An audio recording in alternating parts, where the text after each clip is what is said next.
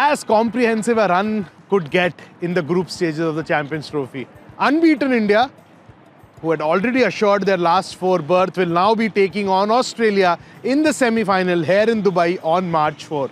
They played New Zealand, a side which had spoilt their party in ICC tournaments in the past. India did get the better of them in the 2023 ODI World Cup on 2 occasions, when they beat them in the group stage game in Dharamshala, then beat them again in the semi-final in Mumbai.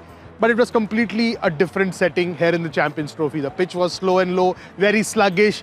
The stakes were not that high because it was an inconsequential game for both the teams, because both of them had qualified for the semi-final. But pride was at stake, momentum was at stake, and India ensured to keep momentum on their side. 4 spinners. Yes, ladies and gentlemen, 4 spinners is what India put on the park today. Varun Chakravarthy was drafted in, Harshit Rana was rested, and that template of spin to win worked wonders for Rohit Sharma and company.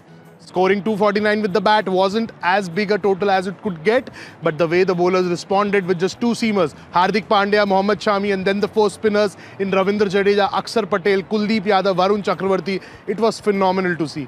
The touch they had, the control they had, the accuracy they had, and then the variations. It was just too hot to handle for the Kiwis, and they were quite literally blown away.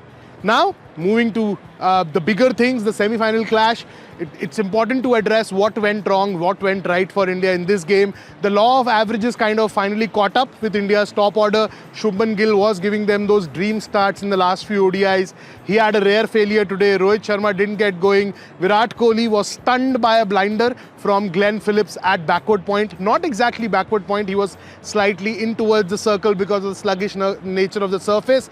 But he did end Virat Kohli's brilliance, and even his wife Anushka Sharma was stunned in the stands. Yes, she was in the stands with Virat Kohli's brother to witness this milestone game. Virat Kohli playing his 300th ODI. But all is well as far as India's batting is concerned now. Everyone from the openers to the middle order to the lower middle order, everyone got a decent hit in the middle. Shreyas Iyer continuing with his consistent run at number 4. Hardik Pandya getting that crucial game time in the middle. Akshar Patel proving why he remains that vital cog in the middle order. Now coming to the star of the night, Varun Chakravarthy. What a story it has been. Who would have thought 6 months ago that Varun Chakravarthy will be playing a Champions Trophy game at the venue where 4 years ago he was completely written off. He was fast-tracked into that T20 side which played the World Cup in Dubai.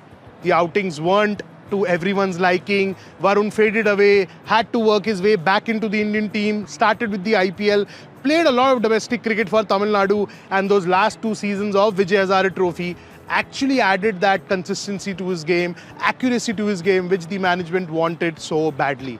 Varun, by his own admission, kind of conceded the fact that playing those games for Tamil Nadu allowed him to develop that habit of bowling longer spells, because 4 overs is like 24 balls, you're bowling 2 overs at a time, 1 over at a time, so you can plan those 6 deliveries, 10 deliveries, 12 deliveries, but it takes a lot of doing, a lot of experience, a lot of hard work, a lot of accuracy to get that 10 over spell bang on. Boy oh boy, didn't he get that spell bang on today. Daryl Mitchell was all at sea, Kane Williamson was kept quiet, Biggeter, Santner, Glenn Phillips, they all looked very clueless against Varun Chakravarthy. He was the X factor up Rohit Sharma's sleeve, and he dealt that card just when it mattered for India before the big game against semi-final, and there's a bright possibility that India will continue with the template of 4 spinners even against Australia. Conditions are in their favour. Form and rhythm is on their side, so why not upset the opposition which has had the better of them in 50 over ICC tournaments in the last few outings. 2023 heartbreak, the final, Ahmedabad. 2015, the semi-final. We still can't get over those losses, right? So can't the team management and the players who were part of those fixtures. So India now have an opportunity to kind of tick those boxes and get Australia out of the way and set up the big final here in Dubai on March 9th. Now coming to a big question which has been on everyone's lips, it's regarding Rishabh Pant and KL Rahul.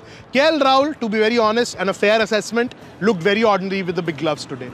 When the ball was turning square, when the odd one was gripping, when the bowlers were kind of, bowling it slower through the air, KL Rahul wasn't at his neatest best. He looked a bit ugly on occasions, and there was a split screen where the commentators were also suggesting that he's moving sideways, more quickly than he would like, and that is something which is not coming naturally to him because he's still a keeper in the works. He's a makeshift keeper, but the management is backing him for his batting experience. But even batting hasn't come good to an extent where you would call him a sure shot selection. So will they play another punt by keeping Pant in the playing 11 for the big game against Australia? You keep watching Times of India Sports, TOI Sports YouTube channel. We'll bring you all the updates, and an important addition to this is the fact that Australia reached Dubai yesterday. Australia reached Dubai yesterday, which is March 1, and they had a training session at the ICC Academy on March 2.